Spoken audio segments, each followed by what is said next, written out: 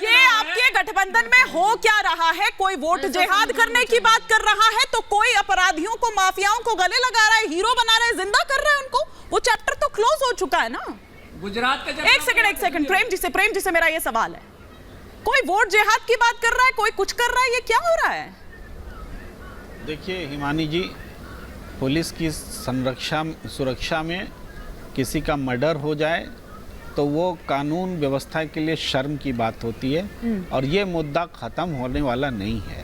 भाई अदालत के भीतर में हत्या हो गई, गवाह को मार दिया गया। सर कम से कम आप तो उनको शहीद नहीं बोलेंगे, आपसे मैं ये एक्सपेक्ट नहीं करती कि आप तो कम से कम उनको शहीद नहीं बोलेंगे। आप अपनी बात कंटिन्यू करिए। पुलवामा के लोगों को भी नहीं कहा जा रहा है, आज तक मान्यता नहीं दी सरकार को। पुलवामा के शहीदों को तो देना चाहिए ना। वहाँ आज तक RDX पकड़ा गया, आज तक कहाँ गया, कहाँ से आया, उन सब चीजों की बात नहीं हो रही। तो सर आप प्रश्न है कि नहीं, इस देश में चुनाव के समय में केवल हिंदू मुसलमान करने के लिए जो लोग आ जाते हैं उनको इनसे बचना चाहिए। क्राइम है, चाहे प्रज्वल करे चाहे शाहजहां शेख करे, दोनों पर समान रूप से हम प्रतिक्रिया समझते हैं कि चाहे भाजपा के लोग दें चाहे गैर भाजपा के लोग, लेकिन दोनों का क्राइम एक दूसरे से माने कमतर नहीं है। किसका क्राइम कमतर है? प्रज्वल का क्राइम कमतर है कि शाहजहां का क्राइम है? दोनों पर बोलना चाहिए, लेकिन दिक्कत क्या है कि दोनों पर लोग नहीं बोलते।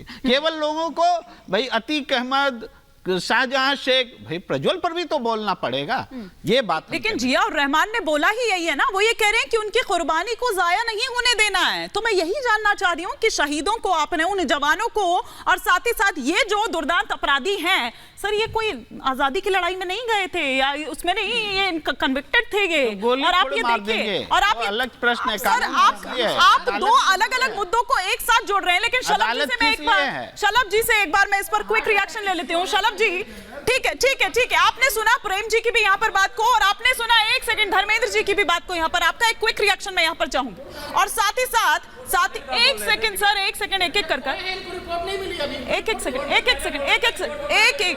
शलभ जी का ऑडियो ऑन एयर कर दीजिए। जी हिमानी, हम लोगों ने तो अभी तक यही सुना था कि अशफाक उल्लाह खां शहीद हैं, सरदार भगत सिंह शहीद हैं, चंद्रशेखर आजाद जी शहीद हैं, हमारे मनोज पांडे कैप्टन या विक्रम बत्रा ये लोग शहीद हैं। समाजवादी पार्टी जो नेताजी के ज़माने की पार्टी थी, वो लोहिया जी की बात करती थी, वो JP जयप्रकाश नारायण जी की बात करती थी, बाबा साहब की बात करती थी। लेकिन ये नई समाजवादी पार्टी है जिसके लिए शहीद और महापुरुष कौन है? तो अतीक अहमद। शहीद और महापुरुष कौन है? तो आपके मुख्तार अंसारी। शहीद और महापुरुष कौन है? तो शहाबुद्दीन। ये समाजवादी पार्टी, और समाजवादी पार्टी का तो हमेशा से चरित्र रहा है, ये कोई नई बात थोड़े है। 2017 के बाद से लगातार अगर उत्तर प्रदेश की जनता ने इनको दरकिनार किया है, वापस किया है, तो उसका कारण ये है कि सोचिए, जो लोग भाषणों के भीतर ऐसे माफिया डॉन्स को अपना महापुरुष बता रहे हो, उनको शहादत देने की बात कर रहे हो, वो जब सत्ता में रहे होंगे तो अतीक अहमद की कैसी तूती बोलती रही होगी, मुख्तार अंसारी की कैसी तूती बोलती रही होगी। और समाजवादी पार्टी जब सरकार में रही है तो इन माफियाओं ने सर चढ़कर बोला है। इन माफियाओं ने पूरे प्रदेश पर एक तरह से एक जुल्म और ज्यादती की है, और यही बात देखते हुए देश की जनता ने और प्रदेश की जनता ने इनको इस स्थिति में पहुंचा दिया है। आप देखिए नजरिया क्या है। इनके एक नेता जाके इंडी गठबंधन के कहते हैं कि वोट जिहाद करिए। हम लोगों ने लव जिहाद सुना था और तमाम तरह के जिहाद सुने थे, लेकिन वोट जिहाद, लोकतंत्र का जो इतना खूबसूरत पर्व है उसको भी इस तरह से उन्मादी चीजों से जोड़ते हैं और फिर कहते हैं कि हिंदू मुसलमान कर रहे हैं। अरे हिंदू मुसलमान कौन कर रहा है? आप जाइए ना, आप तो कहते हैं कि हम इस पर बात करेंगे, विकास पे बात करेंगे, रोजगार पे बात करेंगे, अर्थव्यवस्था पे बात करेंगे, तो टीवी स्टूडियो में बैठ के ज्ञान देते हैं, और जब भाषण देने का वक्त मिलता है तब जाके आप महापुरुष बताते हैं अपराधियों को, माफियाओं को, गुंडों को, वोट जिहाद की बात करते हैं। तो हिंदू मुसलमान कौन कर रहा है? ठीक है, धर्मेंद्र यादव जी कुछ रिएक्ट करना चाह रहे हैं, क्विक रिएक्शन, फिर मैं रंगरेज साहब का रुख करूंगी। शलभ जी को शायद ये नहीं पता है, गुजरात के अंदर जहां से गृह मंत्री आते हैं, देश के प्रधानमंत्री आते हैं, 41,000 महिलाएं लापता हो गई हैं। उसका हिसाब भारतीय जनता पार्टी के पास नहीं है, गृह मंत्री के पास नहीं है, प्रधानमंत्री के पास नहीं है। अब कहेंगे एनसीआरबी के आंकड़े भी झूठे हैं, तो ये तो भारतीय जनता पार्टी का असली चरित्र है, इसके बारे में क्या बात करें। अगर मैं मणिपुर की बात करूंगा कहेंगे वहां की बात मत करो, उसके बाद अगर हम IIT BHU आ जाएंगे बोलेंगे वहां की बात मत करो, कर्नाटका चले जाएंगे बोलेंगे वहां की बात मत करो। तो भारतीय जनता पार्टी खुद भी मुद्दे पे नहीं आना चाहती। उसे पता है जो अग्निवीर की आपने भर्ती निकाल दी, अपना तो 12.5 साल तो मुख्यमंत्री रह लिए, 10 साल प्रधानमंत्री रह लिए, और युवाओं का बोले कि अच्छा भैया ठीक 4 साल में है, आपको मैं इस पर रिटायर शलभ जी कर से तो जवाब लूंगी, ये है पर धर्मेंद्र जी वाकई आपको पता है ना जिया और रहमान ने क्या कहा है? क्योंकि आपने कहा है कि हम उनके साथ खड़े हैं।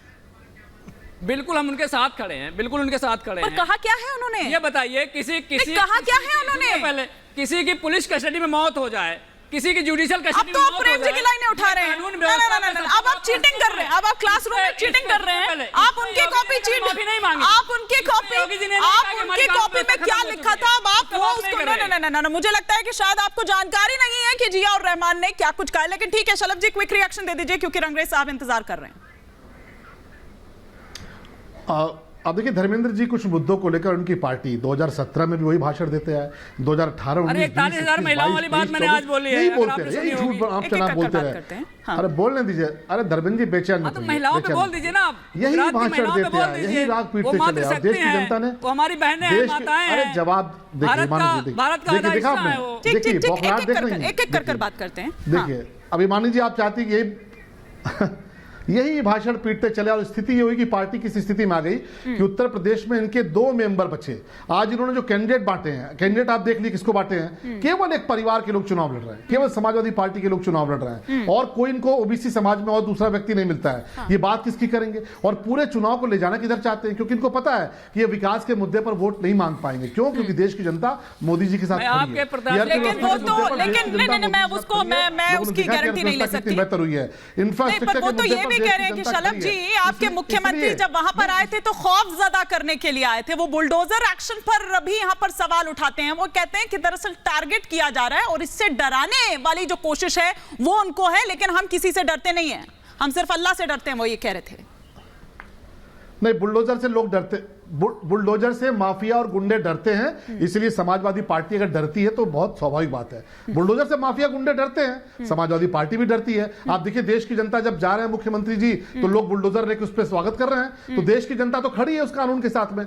लेकिन ये जो गुंडे माफिया हैं, मुख्तार अंसारी के लोग हैं, अतीक अहमद के लोग हैं, शहाबुद्दीन के लोग हैं, मुकीम काला के लोग हैं, समाजवादी पार्टी के लोग हैं, इनको परेशानी होती है। और ये वो लोग हैं जो कल्याण सिंह जी, सोचिए ओबीसी समाज के इतने बड़े नेता, एक गरीब परिवार से निकले, शिक्षक होते हुए किस प्रकार से मुख्यमंत्री बने, वो उत्तर प्रदेश के इतने लोकप्रिय मुख्यमंत्री बने, उनके निधन पर समाजवादी पार्टी ने 2 शब्द नहीं कहा, एक पुष्प फैलाने नहीं गए, लेकिन माफियाओं की क्या जरूर जाएंगे, माफियाओं के जरूर जाके उनके यहाँ नमन करेंगे, उनको फातिया पड़ेंगे। तो जब इनके नेता जाके माफियाओं के डेयरी पर जाके मत्था टेकेंगे तो इनके नेता तो बोलेंगे पूरा चुनाव ये मुख्तार अंसारी को महापुरुष मान के लड़ रहे हैं। ठीक है, और इससे पहले ओवैसी साहब भी यही कर चुके हैं रंगरेज जी, पर इन्होंने तो आपको भी पीछे छोड़ दिया। समाजवादी पार्टी ने तो, जिया और रहमान ने तो, ना केवल जिया और रहमान बल्कि इन्हीं के हम नाम है वो धर्मेंद्र यादव जी, उन्होंने भी पीछे छोड़ दिया ओवैसी साहब को भी। नहीं, ओवैसी साहब ने तो पहले दिन से ही कहा था कि जो तो है मुख्तार अंसारी साहब को जो जहर देकर मारा गया और वो शहीद हैं और वो हमेशा जिंदा रहेंगे, और अतीक को कैसे कस्टडी में, पुलिस की कस्टडी में मार दिया गया और उन लोगों के खिलाफ अभी तक कोई ठोस कार्रवाई नहीं हुई। तो ये दिखाता है कि ये किस तरीके से, अगर कोई अपराधी मुसलमान होता है तो उसको बता दिया जाता है कि वो बाहुबली है और वो जिहादी है, उसके लिए अलग से एक परसेप्शन बनाया जाता है। क्या था वो बता दीजिए ना, क्या था बताइए। तो सारे हमारे हिंदू भाई भी वहां पर बाहुबली है, वो जिहादी है, नाम बता दूं, धनंजय सिंह से लेकर पूरी लिस्ट है मेरे पास। अगर मैं वो नाम जो है टेलीविजन पे बैठ करके शर्मसार कर रहे हैं, क्योंकि मुस्लिम शर्मसार हो रहे होंगे इनके बयान सुनकर। सौरभ जी एक सेकंड, रंगरेज साहब बता दीजिए ना क्या किससे बहस कर रहे हैं? अरे नहीं, इस तरह से नहीं, इस तरह की देखिए सड़क छाप भाषा नहीं।